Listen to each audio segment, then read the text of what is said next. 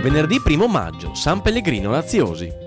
È il 121esimo giorno dall'inizio dell'anno, ne mancano 244 alla fine. Il sole sorge alle 6, tramonta alle 20:20.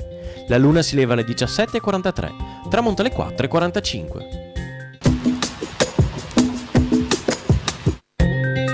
Inaugurazione della stazione marittima di Venezia. Lo scalo, attraverso il quale Venezia si ripromette di rendere più fiorenti i suoi commerci, suscita polemiche e critiche a non finire.